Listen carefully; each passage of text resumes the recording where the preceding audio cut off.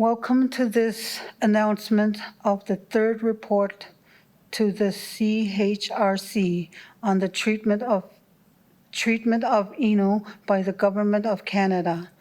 This event is joint between the Canadian Human Rights Commission and Innu Nation. We have attendance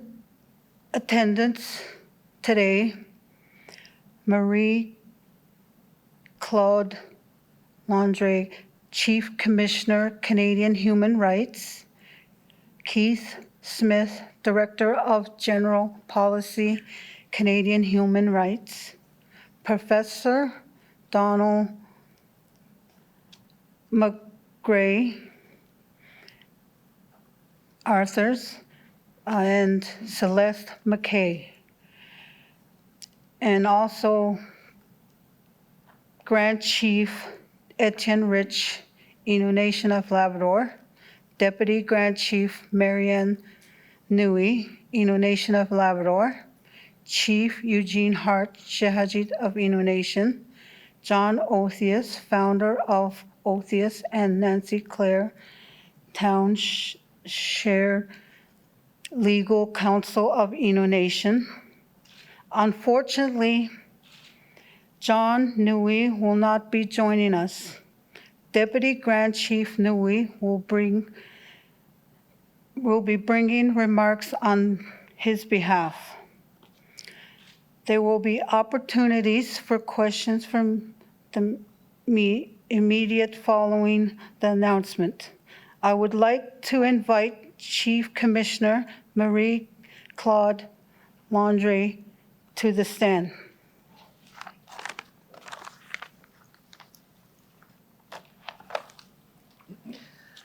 Good afternoon, everyone.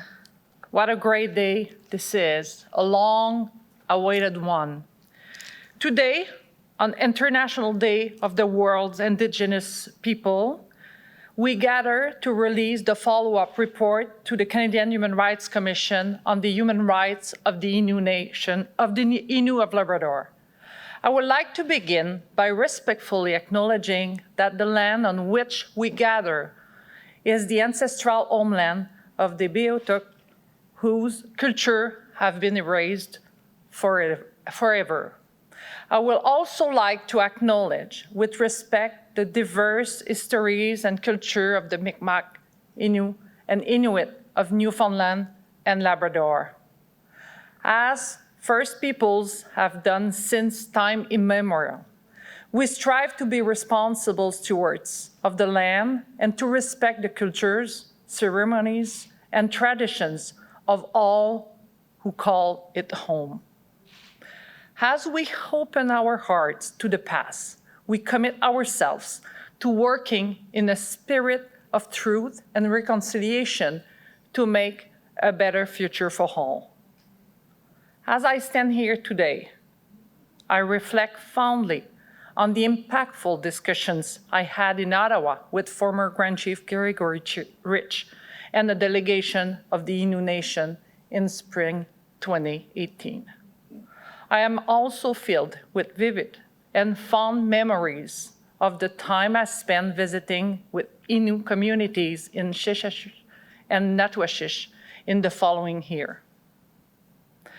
I was and continue to be taken and moved by the resilience of Innu people, the beauty of their landscape, their innate self-resilience and self-determination, the richness of their history, and the dedication of their leaders. These memories are forever engraved in my heart, and I am ever grateful to the nation for their warm welcome and their openness. 28 years have passed since the original 1993 investigative study into the human rights of the Innu Nation. Nearly 2 decades since the first follow-up report in 2002. It is a long time. Some would even define it as a generation. And in that time, we have seen a promising arc of progress in the way that people in Canada and Canada's leaders understand and recognize the rights of Indigenous peoples. There has been a shift in the national conversation, the national conscientiousness. People in Canada have a better working knowledge today than they did 20 years ago of how the historic roots of colonialism continue to show up in the chronic gaps in equality for many, many Indigenous peoples.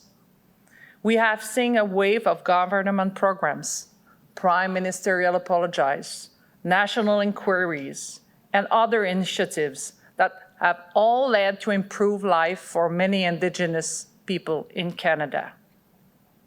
But as this report will show, many challenges that are still playing out today for the Innu people are remarkably similar to those outlined in the original 1993 report. To quote the report directly, the Innu people are still owed a debt of justice for decades-long denial of their human rights. We are talking about some of the most basic rights issue, including access to health care, interacting safely with the police and government officials, systemic racism and discrimination, and education, language, and culture. We're talking about how the Innu Nation needs to be recognized the same as other First Nations communities have been over the past 2 decades. This includes equitable access to essential federal services, recognition and compensation for the impacts of the residential school system on generations of Innu people, and full inclusion in national inquiries and the human rights ruling over federally funded child welfare services. These initiatives, which have taken place over the past 2 decades, have continuously fallen short when it comes to including the voice and realities of the Innu. Today, with the release of this 70-page comprehensive study, governments now have a roadmap to best address and improve the human rights situation of the Innu. It provides a roadmap on how to restore the ability of the Innu to exercise their rights they had been denied. Because at the end of the day, at the heart of this study is the Innu Nation's right to self-determination, to self-government, and to exercise control over their lands, territories, and resources. The Innu have a rich story that has been marred by colonialism, paternalism, displacement, and the intergenerational impacts of residential schools in the same way that other Indigenous histories have across Canada. This history and its bearing on the present-day struggles of the Innu Nation must not be forgotten. It must be answered with the same sense of urgency and action that other First Nations and Indigenous communities are finally being shown. We hope this report today is the jumping-off point. We call on the federal and provincial governments to review this report closely and to give full and serious consideration to the recommendations it contains. They must work closely and meaningfully with the Innu to ensure that their priorities and values are reflected in any action taken.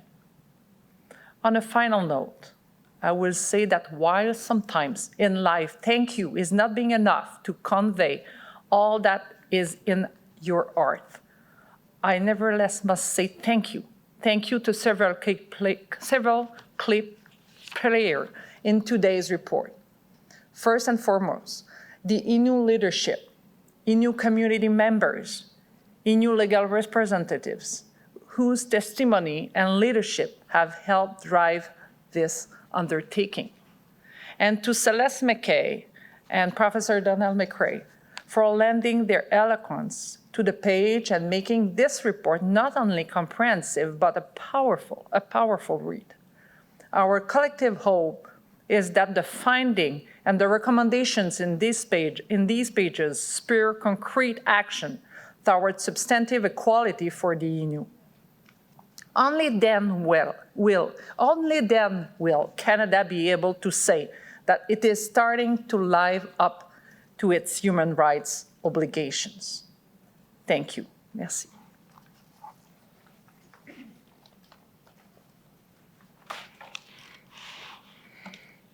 I would like to thank the Chief Commissioner, Mary Claude,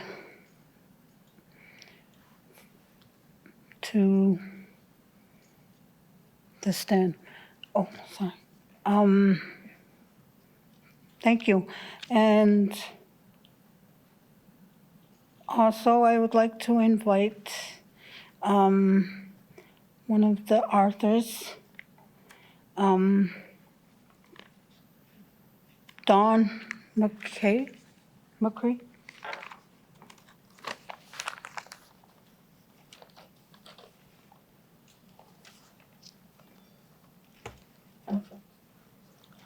Thank you very much. I would like to start by saying how much of an honor and privilege it has been for me to have been involved in 3 reports for the Canadian Human Rights Commission on the situation of the Innu, and thank the Commission for giving me this opportunity. I also want to thank the Innu leadership and the Innu themselves for all the kindness they have shown me over these last 3 decades. I hope that the work that we have done will contribute to the improvement of their lives and to the attainment of the justice to which they're entitled. The 1993 report pointed out that the Innu had been ignored by the federal government from the time Newfoundland entered into Confederation, penciled out of the terms of Newfoundland's entry, as it has been said, and they had not been treated as other Indigenous peoples in accordance with the provisions of the Indian Act and Section 35 of the Constitution. This neglect had contributed to their economic and social conditions. In CHRC, the situation was dire. In Davis Inlet, it was appalling. The federal government did respond to some of the recommendations of 1993. The Innu were formally recognized as a First Nation under the Indian Act. The Mushuau Innu were moved from Davis Inlet to Natwashish, and the federal government had begun taking up its responsibilities towards the Innu. So the federal government started on the right foot. There were significant improvements in some aspects of Innu life, in particular, for example, education. But what was also critical in 1993 was the need to allow the Innu to have the opportunity, the resources, and the freedom to take control of their own lives. Because many of the matters identified in our report result from the Innu being unable to control and deal with the issues that affect them. And yet we find, after 26 years, they're still unable to do so. There is still no agreement on land rights and self-government. The federal government negotiates with the Innu as they do with other First Nations. They appear to have forgotten the history of the Innu. They appear to have forgotten that for 50 years, they deprived the Innu of what other First Nations were receiving. But that history, that deprivation, should have been front and center in their thinking in the relations with the Innu. Our report tries to redirect the government back to the track that they started on in 1997, in which they should expeditiously complete. Until that is done, as the Chief Commissioner has said, Canada cannot claim that it is respecting the human rights of the Innu. I would now like to turn the microphone over to my colleague, Celeste McKay, to whom I only give the utmost credit for her work on this report. Thank you.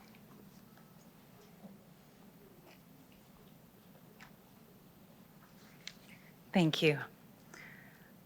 I would like to start by acknowledging the Mi'kmaq, Innu, and Inuit of Newfoundland and Labrador and the spirits of the Beothuk for having us meet today on their lands. In working on this report, I have been mindful of the long history of struggle of the Innu people and the tremendous efforts that they have made to advance their human rights. I thank the Innu for involving me in this work, and my colleague Don McCrae for his leadership, and for the Canadian Human Rights Commission for commissioning this report. When the Commission did ask us to take on the task of preparing this new report, we were asked to examine how the situation of Innu people has changed since the last report, as well as how the national legal, political, and social context has changed in that time. I want to speak briefly on this point. We are now in a point of national awakening where more and more Canadians are learning about the depths of the harms that have been experienced by First Nations, Inuit, and the Métis Nation. The federal government has made significant commitments to recognizing and upholding the rights of Indigenous peoples. And I think that the public in Canada, across the country, expects Canada to live up to those commitments. The recommendations that we set out in our report are consistent with human rights standards, norms, and laws confirmed by Canadian courts and the Canadian Human Rights Tribunal.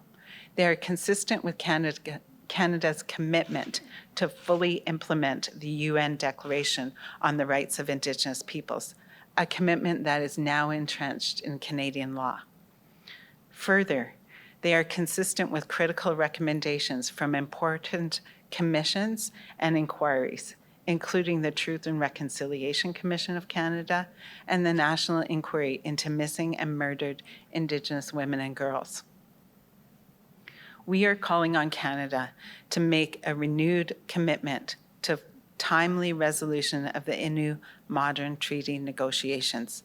To achieve this end, we are calling on the federal government to abandon negotiating positions that are inconsistent with the fundamental obligation to promote the full realization of the rights of the Innu people.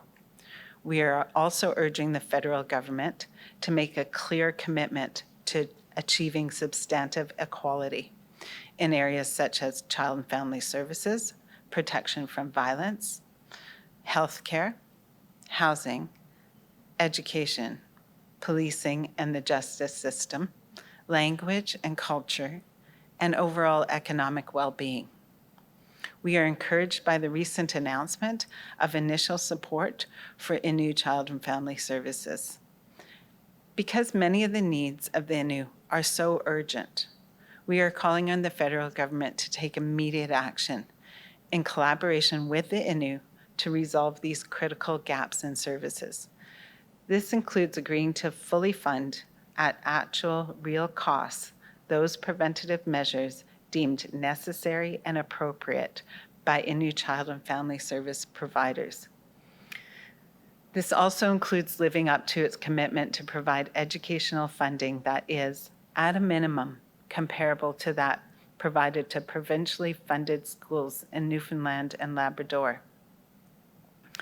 We would now like to present the report to Innu leadership with our heartfelt conviction that justice is possible and will be achieved. Thank you, guys. Thank you very much. Thank you very much. Jag var nog gino im dam sich. I know men den ta den ji sha je jin na ma mo den ja we it sem ji je do ja gan stad men hegen Don McCrae mane Celeste McKay hello. Dan de woman stone in just on the Canadian Human Rights reporter. Namen ji ta de ja ne ba spenta chojmo especially edo dot what chojmo in was this mi je to puna especially no mi je wan ja anu Kautnes mean about one good to go in me neither. We did not want but think about shows on Bajisiana. Well, I'm just going to start by saying my name is Etienne Rich, and I'm a Grand Chief of Innu Nation of Labrador. I am pleased to be here for the release by the Canadian Human Rights Commission of the report. On the Human Rights Commission, the Innu of Labrador, written by Ms. Celeste McKay and Professor Don McCrae. Before we move to that, I'd like to offer my sincere condolences to the Gregoire and Natwashish, who are burying their family member and our elder, Charlotte Gregoire, in Natwashish today. And to also mention Chief John Newey, who could not be with us today. Positive and decisive action by the Government of Canada in response to the recommendations in the report is essential for the Innu of Labrador. Canada must live up to the commitments to implement the United Nations Declaration on the Rights of Indigenous People. The findings of the report are summed up at page 70 as follows. In short, we see the federal government as having chosen to ignore the history of Innu. Cynical actions of the federal government are detailed in this report, such as a refusal to include the Innu residential school survivors, the national settlement, and in efforts to negotiate away access to benefits, such as Section 87 taxation benefits that were only recently extended to the Innu as a condition and exercising the right of self-government. These are not the actions of government committed to fixing the past wrong. This is the third Canadian Human Rights Commission report about Canada's treatment of the Innu. The first report prepared by Professor McCrae back in 1993 concluded that Canada had violated its constitutional responsibilities for the Innu and made important recommendations for how Canada should address its failures. The second report in 2002 by Professor Constance Backhouse and Professor McCrae notes some progress by Canada to implement the recommendations in 1993 report, but found that Canada must do a lot better. It included the recommendations that Canada's self-government negotiations with the Innu, so the Innu can take full responsibility for crucial programs and services, including education and health. I am excited with the recommendations in this new report that Canada should make a commitment to conclude the modern treaty with the Innu in 3 years, and that Canada abandoned its position on the key issues such as own source revenue, Section 87 taxation benefits, extensionment, and contingent self-government rights to ensure that treaty provisions are accord with the human rights of the Innu. We have been at treaty negotiation table for over 30 years. I wanted to sign a good treaty so that we can govern ourselves and control our own land and resources with adequate funding to deliver some levels of programs and services to Innu that other Canadians take for granted. We urge Canada to quickly adopt the recommendations of the CHRC report. Thank you, Canadian Human Rights Commission, and thank you, Ms. McKay and Professor McCrae, for such a comprehensive and clear report with clear and decisive recommendations. My colleagues, Deputy Grand Chief Marianne Nui and Eugene Hart of Chehaji First Nation Chief, also have few words to say. Thank you. Janis Kamadno.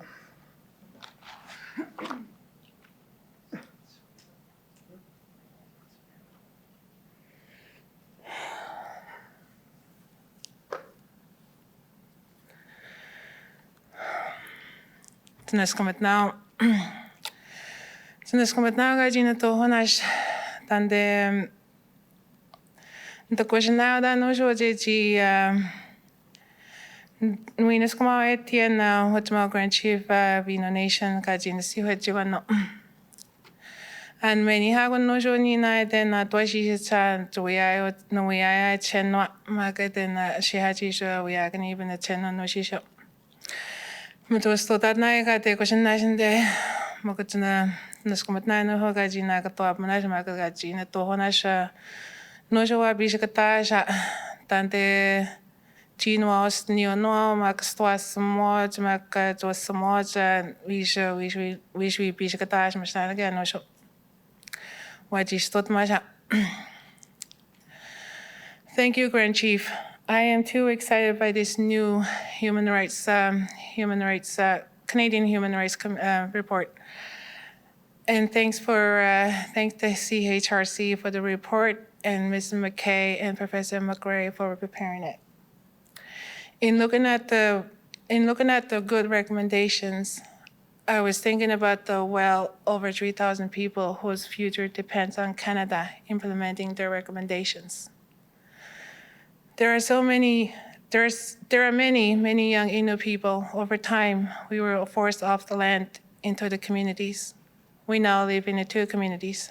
2,000 live in Chehaji, which is about 45 minutes away from the Happy Valley Goose Bay.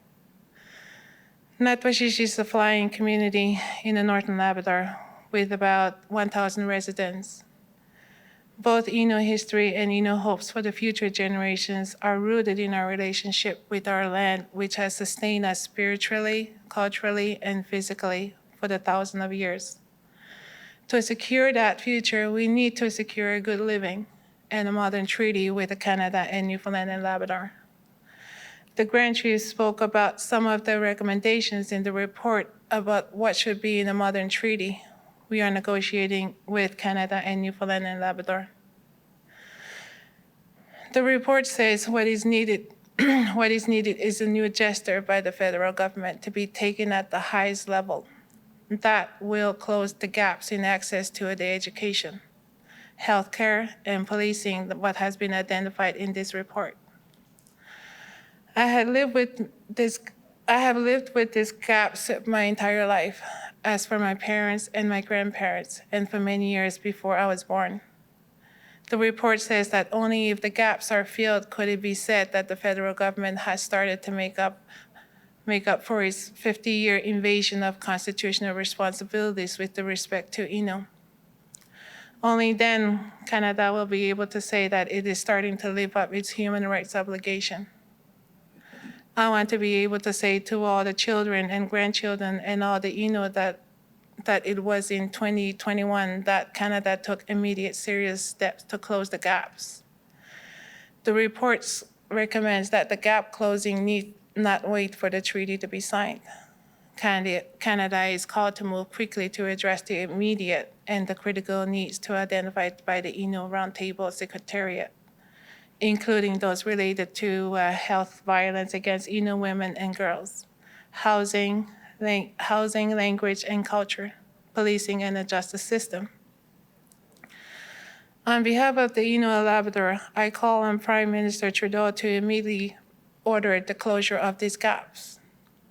I applaud the CHRC, Ms. McKay, and Professor McGray for this good roadmap for reconciliation that respect the teachings of Innu elders, past and present, and hold such a promise many generations of the Innu to come. Thank you.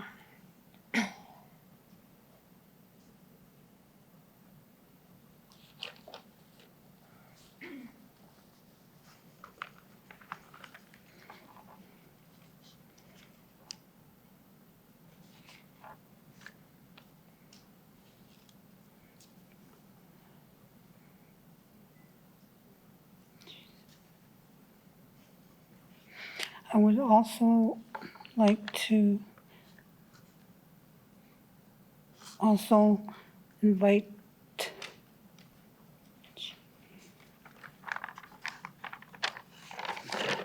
excuse me, sorry.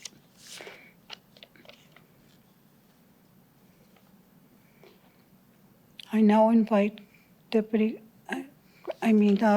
Grant Chief Nui on behalf of Chief Nui I'm sorry.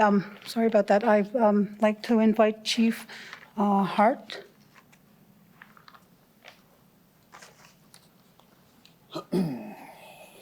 Ewa, kinwem stem sis nis kamo manya mag etien mag tos mam nota mai vet new stad ma tosis mag right say mag klem mag dana very Jimmy to jenu how with the no disaji higat magnin the himo chan busto dadan janga tiengis the tiengo to tena mo ta no gamen no punigo jon sto denana no ka tiengo jiha mas no tum skoche ha jinot mag na to hinot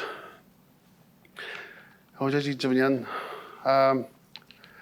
honored to speak here today with the other Innu leaders about the new CHRC report, which calls for Canada to respect and implement the human rights of Innu of Labrador. I want to thank CHRC, Ms. McKay and Ms. Professor McRae for following up on the CHRC reports of 1993 and 2002 with this report. I have been able to represent the Innu of CHRC as their chief for almost 6 years now.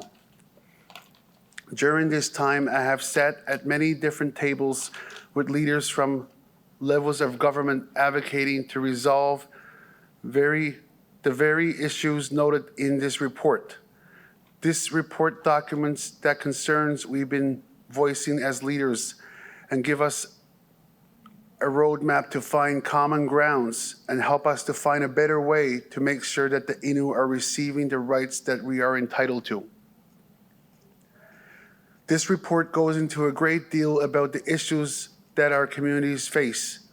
One matter I would like to highlight is the economic well-being of the Innu. The report notes, while overall labor market participation rates have been increased over time, the Innu continue to experience much higher unemployment and a lower average incomes than general public. We have constantly been advocating for training and access for Innu to get better jobs. It will make our community better and allowing us to pursue future opportunities.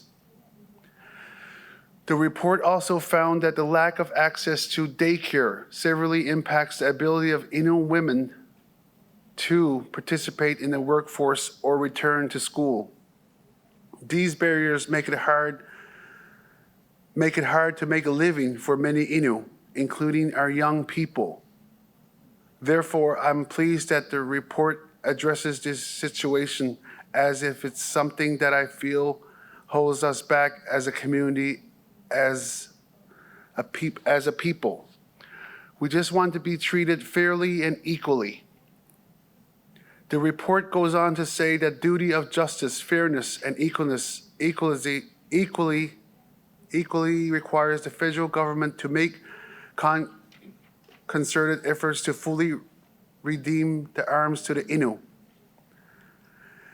This must include acknowledging the half-century of the denial of services of the Innu and ensuring this history informs current policing and approaches towards the Innu, including positions taken into treaty negotiations. Unfortunately, this is not what's happening today. We Innu have known for a long time things have not changed very much since 1993 CHRC report. This new report found that the concerns of Innu terms of education, health, policing, language and culture, access to outpost programs as set out above, remarkably similar to those heard when 1993 report was being prepared. and the treatment the Innu are receiving at all levels, from being rapidly treated or being turned away from seeking health care to interactions and the police government officials. Issues of racism, discrimination are matters of serious importance. They have to be considered priority by both federal and provincial government in the relations with the Innu. These concerns aren't surprise to me. I have experienced these issues both as chief and personally as an individual who has interacted with those systems on a daily basis. Canada, as well as Newfoundland and Labrador, we've sat at your respective governments' tables telling you these issues directly, hoping you would listen. We have now reported to you that spells it out in black and white. Other Canadians do not face these nagging symptoms of colonialism. We hope the report will get the message across that we are telling you about since 1993. We have waited a long time for justice, and many elders have died without seeing justice and died sadly wondering why Innu have not been treated fairly. To honor the memory, and we hope for the well-being of the Innu today, the Innu of the future generation, I hope that Canada will move quickly and sincerely to implement the recommendations of this CHRC report. Thank you.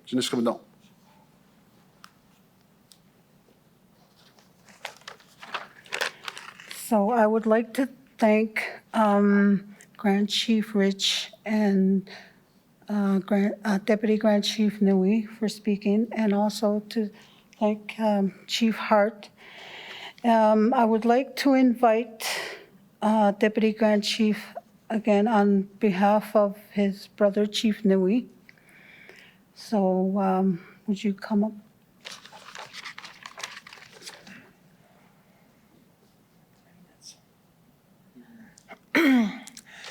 Sinaskumat now kaji machi to no Chief Nui Chief John Nui de natwashish natwahina de chiwebni beneno we not nakwasya dosnaina Charlotte Gregoire no we have nakaon Washima ego we joya family members at the ni hanishna de ji munagan tan dosnai shanot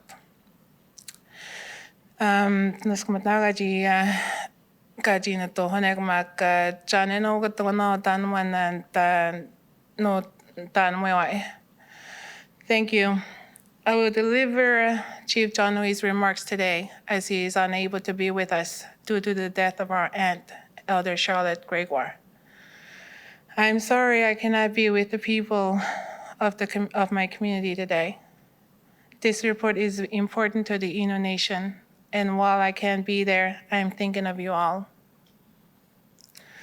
For Chief Nui, I am happy to be here today to speak on behalf of the people of Natwashish. I join the other Innu leaders in expressing deep appreciation to the CHRC and Ms. McKay and Professor McGray for this good report.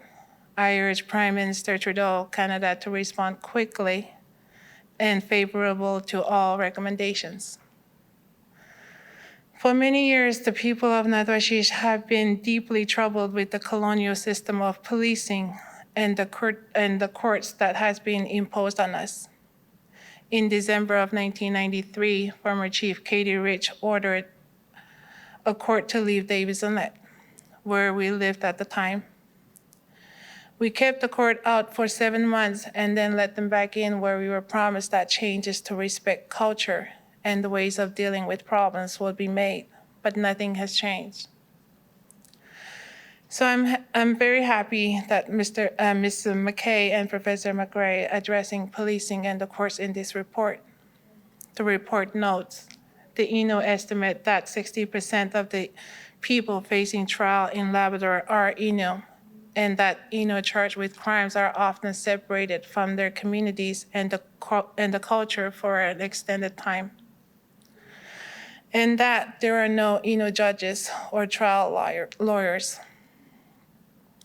And they correctly concluded that the prospect of a lengthy separation from home, the alien nature of the court system, and the likelihood that the few people involved in the process will demonstrate much understanding of Innu culture, all created additional pressures for the individual to enter guilty pleas.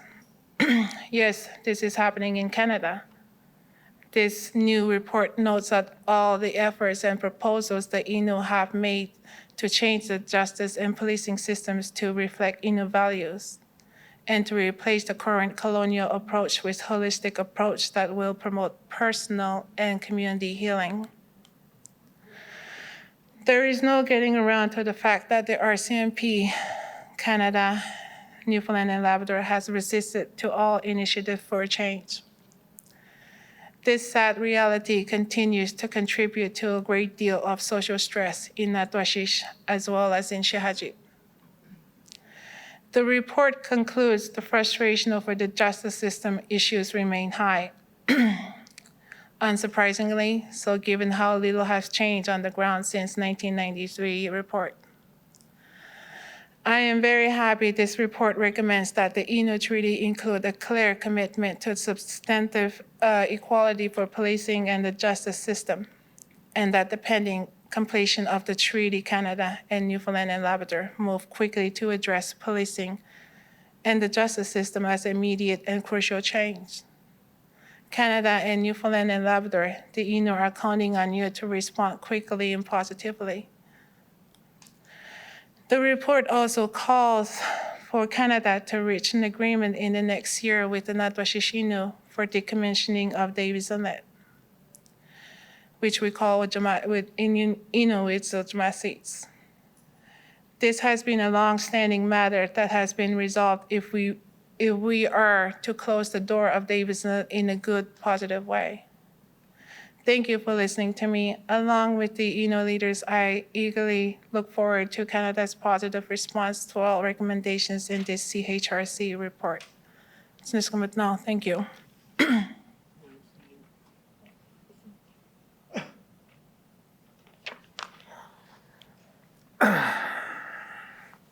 Well, before closing, before we wrap up what we're doing right now, I would just like to say thank you to our legal counsel. He's been with us for a long time, and for his dedication, for his friendship and his work, and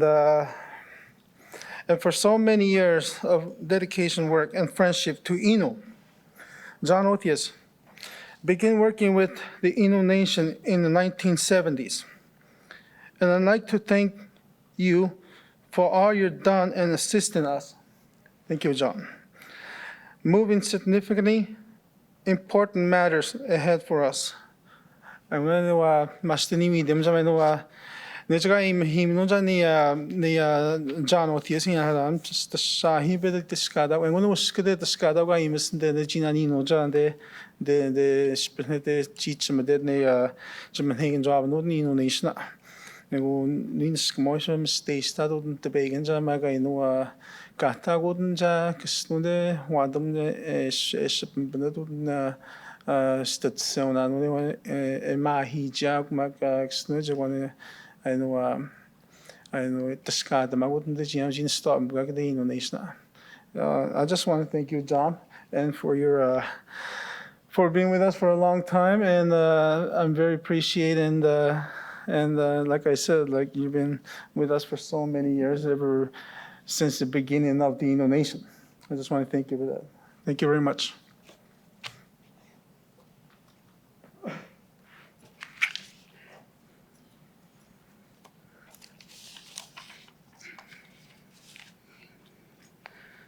Okay, thank you, Grand Chief. That now concludes the part of this event. We will now have questions and answers, opportunities for the media. So we ask you, please state your name and the firm that you represent and of the person you are directing the question to. So we will be having brief following technical briefing question and the answering period. So respectfully, we ask you to focus on the Canadian Human Rights Report. Should you have any questions, Innu Nation will be glad to answer them.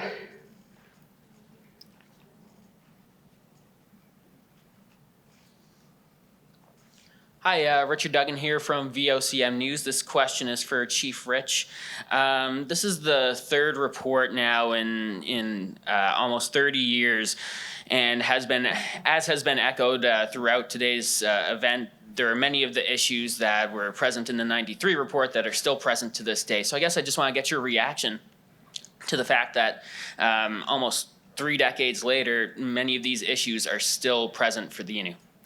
Well, like we said, there's some recommendations were honored, the previous reports, but like I said on my speech there, like I said, the Canada need to do more, and there's a lot of stuff there that need to be focused, and I think it's very important that the federal government and the provincial government need to implement and focus on the recommendations of our reports.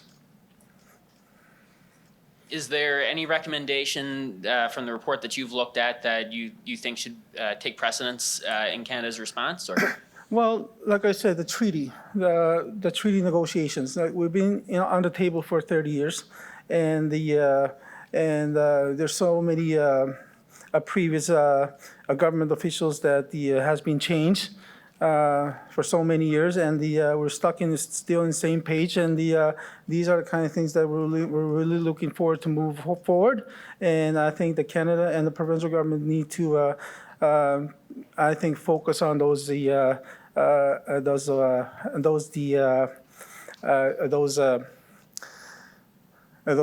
of the stuff that we've been stalling for so long.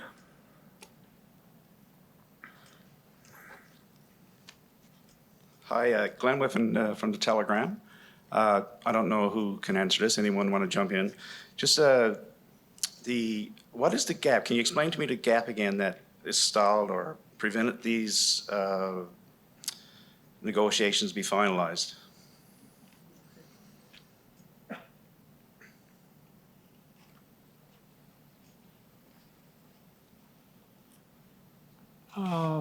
Yeah, thank you for that question.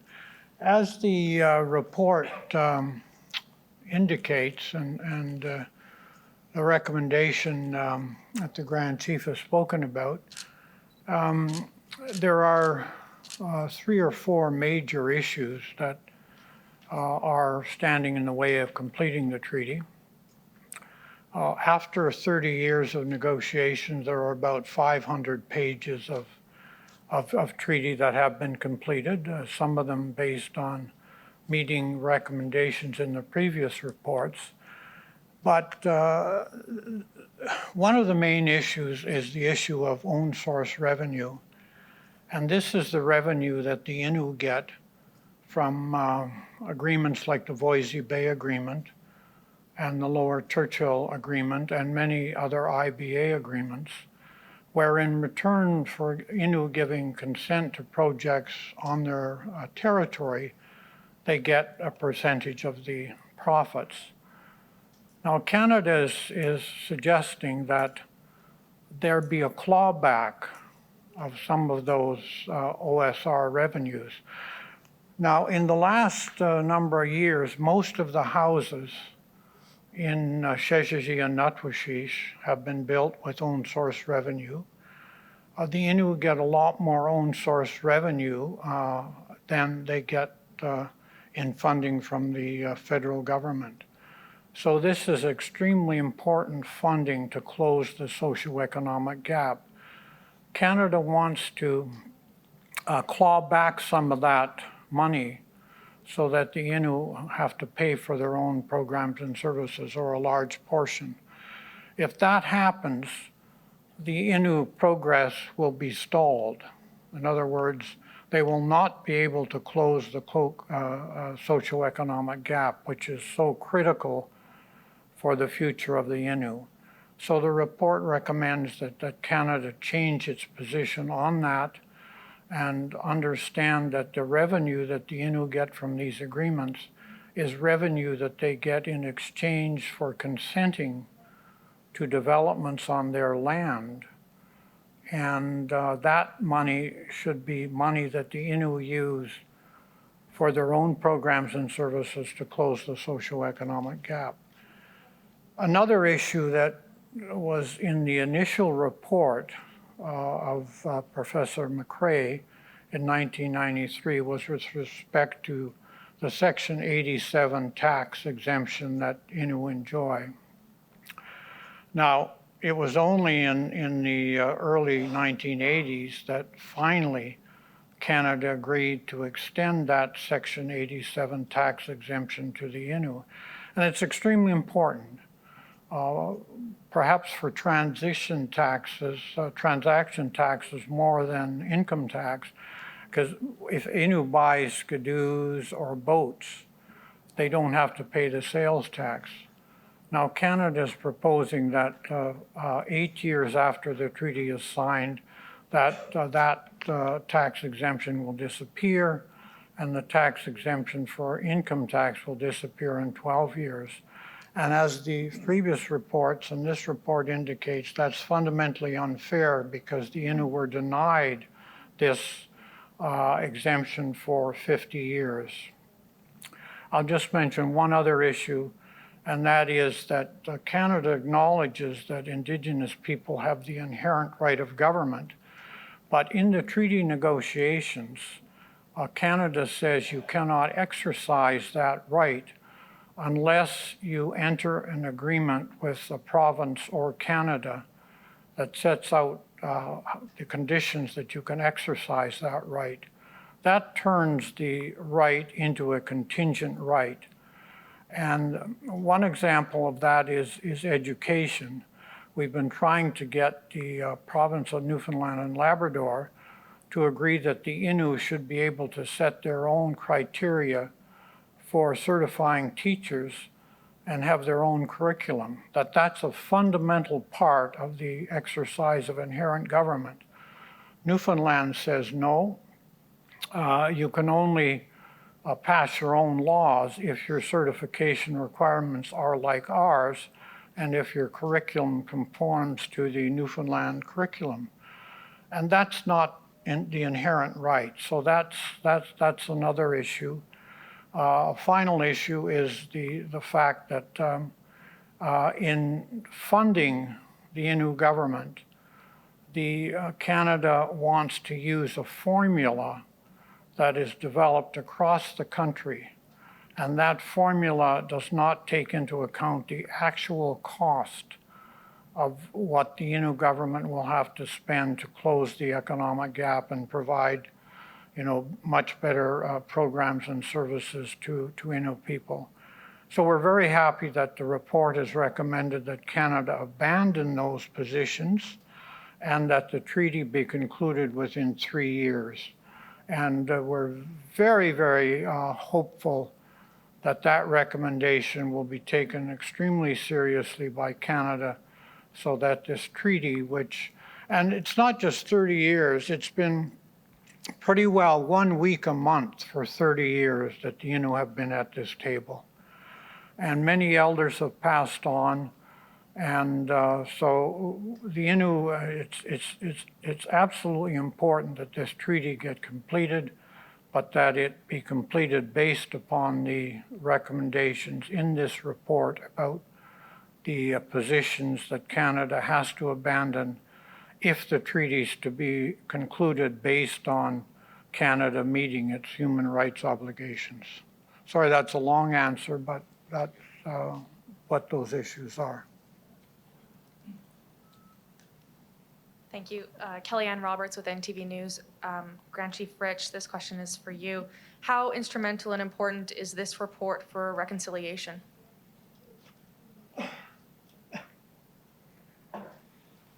Well, like I said, I think it's very important that like this is a third report that we've been having, and and like I said before, I think it's very important that the recommendations of that report now that it need to be implemented and then take it really take it seriously and to work collaboratively with us as Innu Nation, with both level of governments. I think that would be really great to move forward with those recommendations.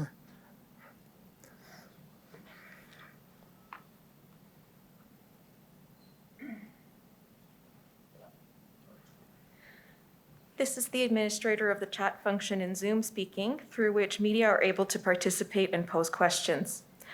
The first question we have received is for the Canadian Human Rights Commission, Marie-Claude Landry or Keith Smith, and it has been received from Glenn Wheeler of Micmac Matters. Glenn has asked whether Canada is expected to file a response to this report, and if not, is there a legal route to follow up if they do not?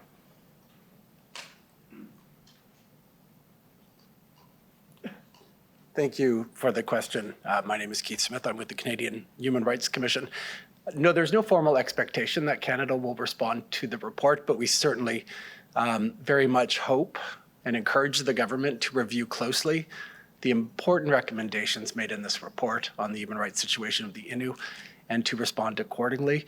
We would encourage both the federal and provincial governments to do so. I think it is an incredibly important report, and a response will be very helpful in determining next steps. Thank you.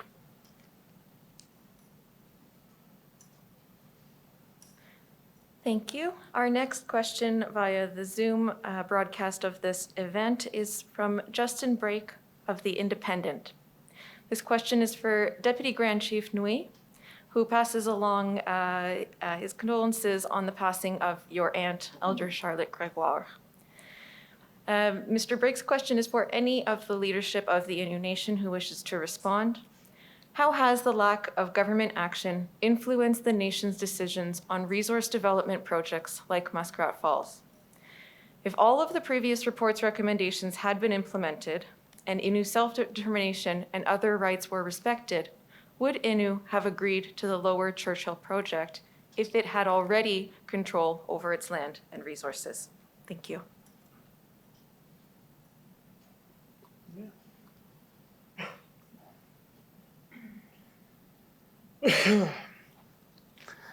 Well, thanks for the question. I just want to make a really short answer to that, and because we're focusing on the community, the Canadian Human Rights Commission report, and I think it's very important. Like I said, I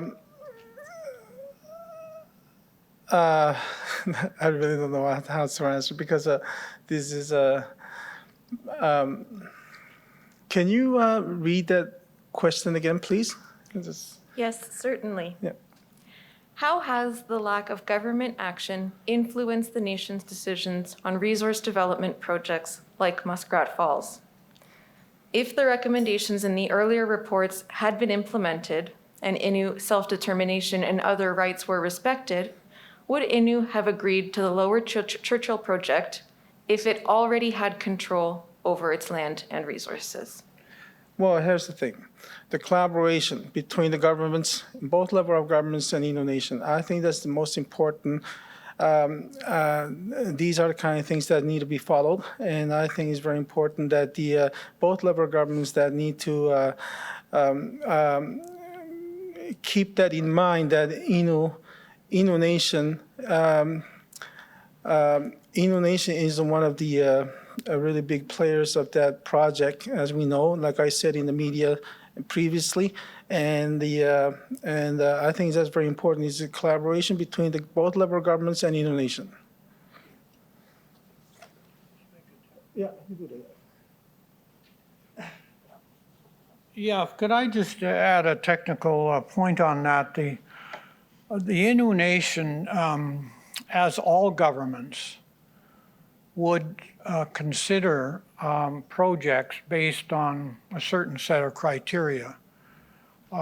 Canada does that, Newfoundland and Labrador does that, and the Innu government would do exactly the same thing. So If the treaty had now been in place, the Innu would still be looking at the possibility of projects on the land and resources that they control. Fortunately, the government of Newfoundland and Labrador came to the Innu, even though the treaty was not completed, and said, we would like you to consider this project, giving consent to this project. And the Innu said, okay, and they negotiated an agreement. And they would have taken that under consideration had the treaty been in place, as they did when the treaty wasn't in place. So it's important to understand that Aboriginal governments will act as other governments do, taking into consideration all the impacts and benefits of proposed projects, and then make a decision. Newfoundland and Labrador does that. Canada does that on Canada's land. And there's processes and procedures, and the Innu Nation and Innu government will do exactly the same thing. So it's important to understand that that is the situation in terms of the Innu responsibility for its lands and resources.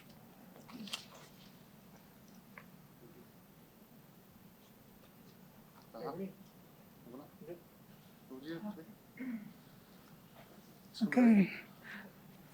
Okay, we would like to end this this conference. So we would like to. I would like to thank everybody that that came to this event. So we will close now. Thank you, everyone.